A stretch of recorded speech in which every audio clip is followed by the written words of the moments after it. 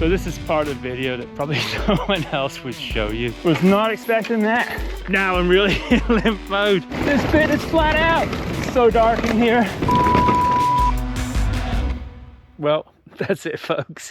As part of our SL e-bike test, I wanted to do a dedicated range test because, let's face it, there's no point in having a lightweight e-bike if the battery can't go the distance. And there's only one way to get accurate data, and that's to have one rider, me, ride all 6 bikes on the exact same loop in the exact same conditions. Having the same tires on all the bikes is also super important to get accurate results from a range test. Cannondale's come on board as a sponsor of this test. We fitted soft compound Cryptotal tires front and rear to all the bikes. Now, you're probably thinking, aren't there 8 bikes in this SL e-bike test, not 6? And you'd be 100% right. The thing is, the Orange, the Norco, and the Whyte E-Lyte 150 all use the exact same Bosch SX motor and 400 watt-hour battery. So I'm just going to range test the Whyte. I'm also going to run all of the bikes in their max power settings because I want to see what their true potential is. But hey, that's enough of the chit chat. Let's get started. Day 1, bike 1, and I'm on the Orbea Rise LT.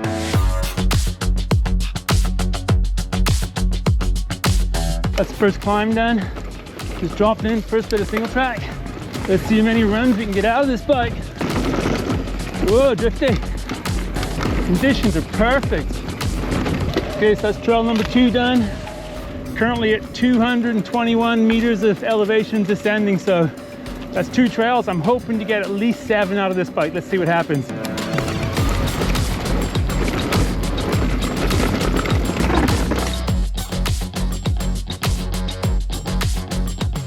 Okay, so that is 520 meters in 42 minutes. So I've done 3 descents. I'm just about to drop in on the 4th descent. I'm not sure this bike's actually going to do 7. Let's see what happens.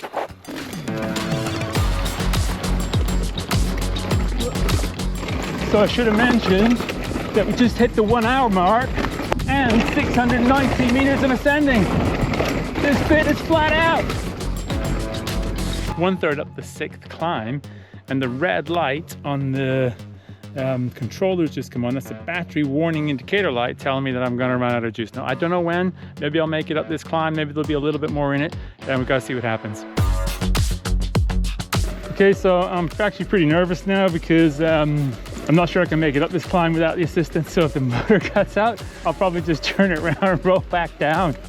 Just felt the drop off in power. She's just gone into limp mode. Not much sure how long the Orbea's got. I was hoping to get 7 climbs, 7 descents out of it. I'm gonna hit the climb again now, but this bike's just about to conk out, so now it actually feels like a proper SL bike, just puddling along. Finally went out on the Orbea, and we're looking at 1 hour 35, let's say 1 hour 36 minutes, 958 meters total ascent.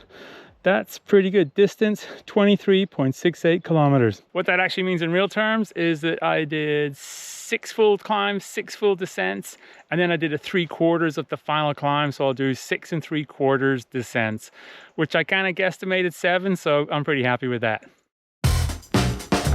Next up, the Whyte E-Lyte 150.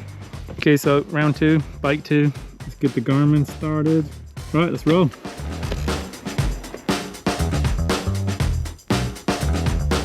Definitely doesn't feel as fast uphill as the Orbea Rise with the full power Shimano motor. So I'm going to be cranking up the gears to keep this thing spinning, because you got to be revving at like 120 RPM to get the 600 watts peak power out of it. And even then, I'm not sure it delivers it. But we've got a 400 watt hour battery, so a little bit smaller than the Orbea, the 420 in the Orbea, but less torque, smaller battery. But then efficiency base plays a big part in range. So let's see, I'm thinking 6 climbs, 6 descents on this one if we're lucky. Oh, getting best of the light tonight. So I'm probably like halfway up the 2nd climb on the Whyte, and as you can see, we've forced a full bar.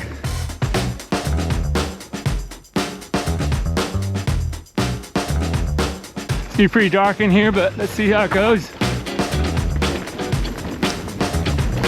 Okay, so halfway up the 4th climb and just dropped down to 2.5 bars. So we're halfway through the battery. Looks like we're gonna be chasing the light tonight.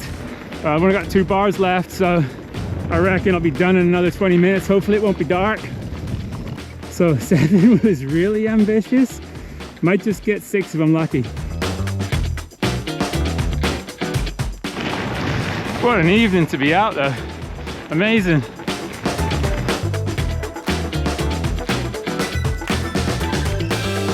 Well, that's it folks. Lights just went out on the Whyte E-Lyte 150. Kind of relieved they have too actually, because I'm feeling it. So that's 861 meters of ascending in 1 hour, 32 minutes, 15 seconds. A total of 22.8 kilometers. I'm pretty certain that's not as much as the Orbea, but like I'll need to look at the stats because I'm pretty wasted. So just for reference, this is climbing speed with 0 assistance from the motor. So it's day 2 on my SL e-bike range test. Conditions haven't changed overnight. First bike up today is the Trek Fuel EXe. It's got a TQ motor and it's got a I've got that backwards. It's got a 360 watt-hour battery. Peak power on the TQ motor is around just over 300 watts. So even though it's got a small battery, you'd think you'd get quite a lot of range out of it. But I've tested one of these bikes before and it wasn't that impressive. I think there's some inefficiencies going on with the motor, or maybe it's just the battery tech. But let's just get straight into it and see how far it goes. So we've got 100% battery charge, and in full power mode, it's predicting 1 hour, 35 minutes of ride time. Not sure we'll get that much. Okay, we're at the top of climb 1. We've been climbing for just over 10 minutes. Done 120 meters of vertical, down to 83% battery. And obviously you can see the correction. We've only been riding for 10 minutes, but it's already changed the prediction for our timed ride to 1 hour, 6 minutes.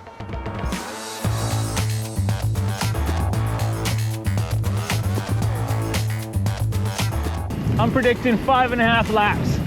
So that makes it probably the, whoa, fast into there, Jesus. Whoa, need to shut up and concentrate. That's trail 3 done, really good fun.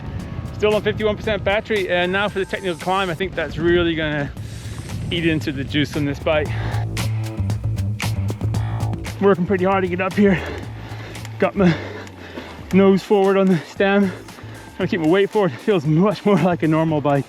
2/3 of the way up the technical climb. I just said that the Trek feels more like a normal bike. I mean, that's just utter BS, right? Because the Trek's still pumping out 300 watts. I'm putting in about 300, so I'm getting about 100% assistance. There's no way I get up that climb on a normal bike because I'm already all the way up the cassette and I'm out of gears. So I just wouldn't choose to ride that on a regular bike. It'd be hideous. That's trail 4, done and dusted. So that's dumped us right at the top of the 5th descent, and I've got 10% battery left. It's saying 7 minutes of ride time. I don't think I'll get a 6th descent out of this bike. The display is still reading that I'm getting full power, but sure doesn't feel that way. We'll see how it goes. I'm out of gears. It's coming to the toughest bit. We're gonna have to dig deep to get up this. Jeez. Whew. That's it. End of the road for the Trek Fuel EXe. 1 hour, 33 minutes, 53 seconds of riding, 811 meters of ascending. Total distance 19.83 kilometers. So in real terms, those numbers just mean that it did 5 descents and didn't quite make it to the top of the 6th climb, so we're just cutting it off there.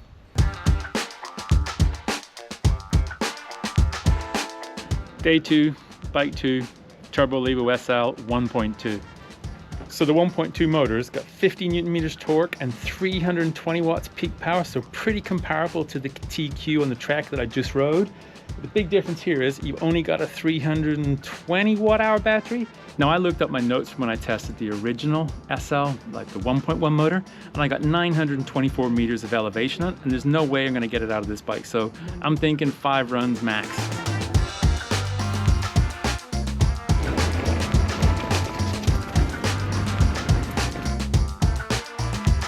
So I'm just approaching the top of the second climb and I'm down to 74% battery. Gonna burn through it pretty fast.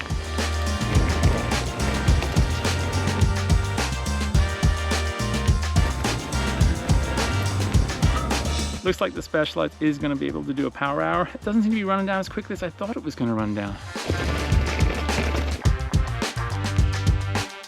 Oh, check this out. How cool is that? That's Trail 5, done and dusted. 17% battery left. Hopefully it'll get me up this worst part of the next climb. We'll see.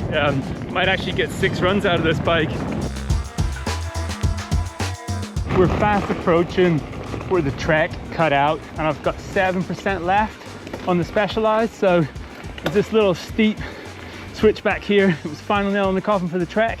Pretty much this exact point where the bike cut out, and I've still got 7%.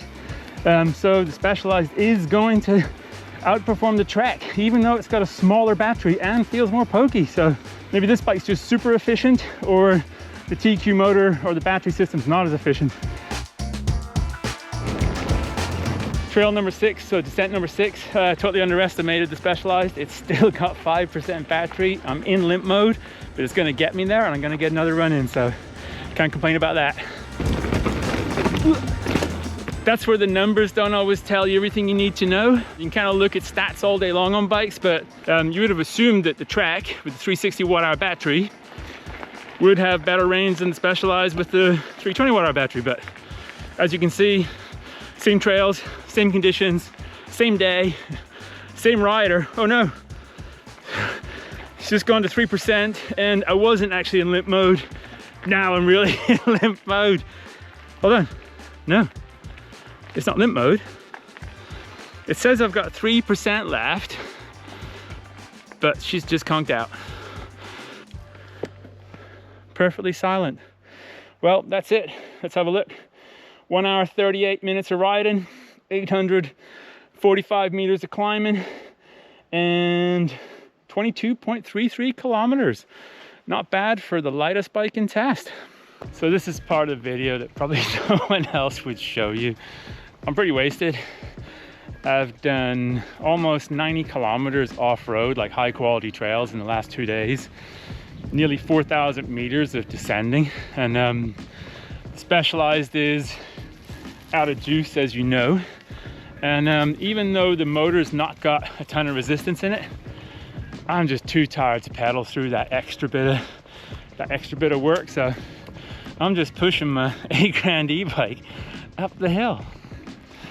Feel like a kid who's basically nicked a moped and it's basically run out of fuel and they don't know what to do with it. I won't throw this one in the bushes though. So that's the end of day 2 for my SL e-bike range test, and I just want to take stock of where we're at. In reverse order, we have the Trek Fuel EXe at 811 meters of ascending. And the big surprise is that it's followed by the Specialized Turbo Levo SL with 844 meters of ascending. So I was pretty blown away by that.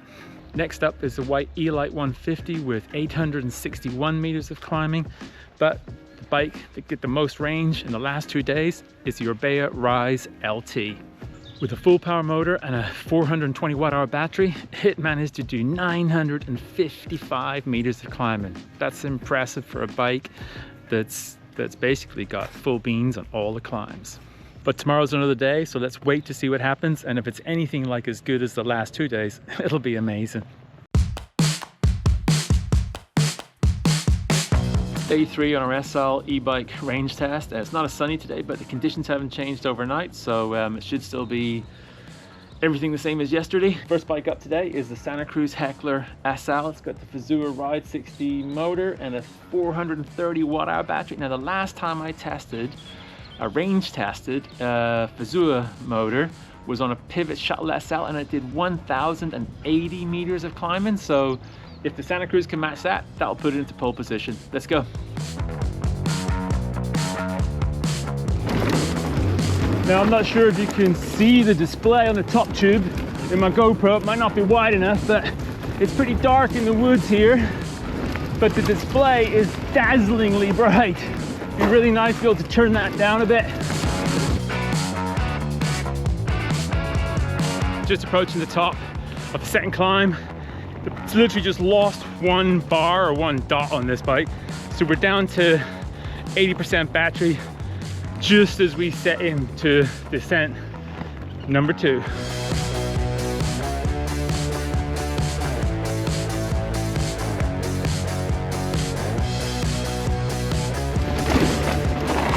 Okay, descent number 3, done. Still got 4 lights.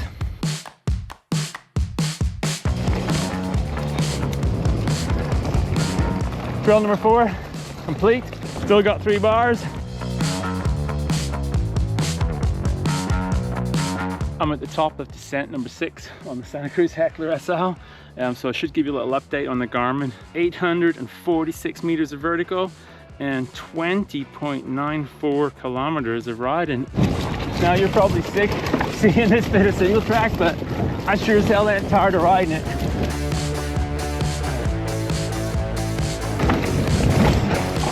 Descent number 7. Wow, love this bike. Oh, I've still got gear. What am I doing? Come on. I reckon the Heckler can do it. I think we're gonna make it.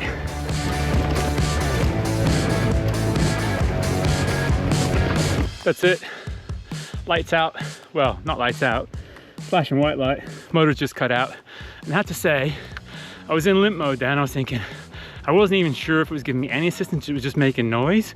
And then it cut out. And there's not a big difference between no assistance and limp mode, to be honest. But the distance is 30.74 kilometers.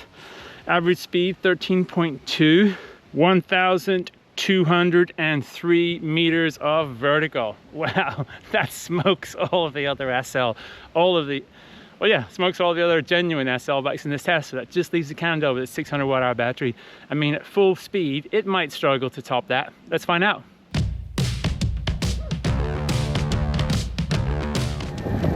Right, so this is a completely different proposition to the other SL bikes. It's just motoring up here. Definitely going to get some more rallying done. It's just exactly what my tired legs needed.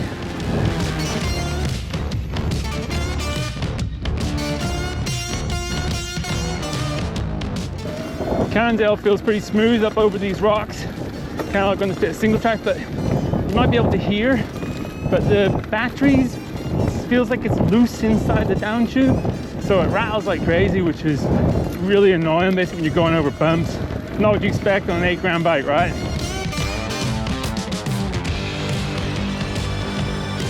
Just heading up climb number 3. This thing is powerful. So much faster than all of the other bikes. So I gotta look where I'm going that I've tested. It's kind of why I saved it till the end, because I knew I'd be pretty tired. Just 2/3 of the way up the techie climb, just dropped a bar, so we're down to 3 bars now, 60%, and we're at 472 meters. Let's press on.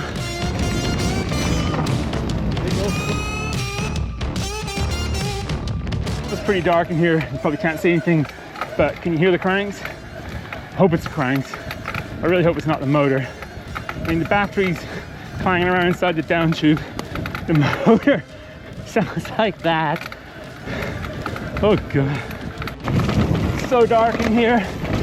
Blast through this last little section. Whoa, Jesus. And then straight up back into the light.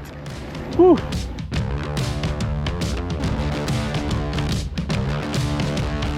Just hit the 1,000 meter mark.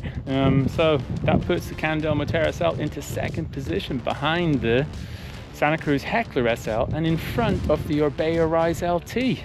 So they're the 3 bikes with the most range. That doesn't mean they're the best bikes, it just means they're the bikes with the most range. We're just heading around that tarmac hairpin, a lot less gusto than before. Red light's still on. Let's see if the Cannondale can limp its way to the top of this hill.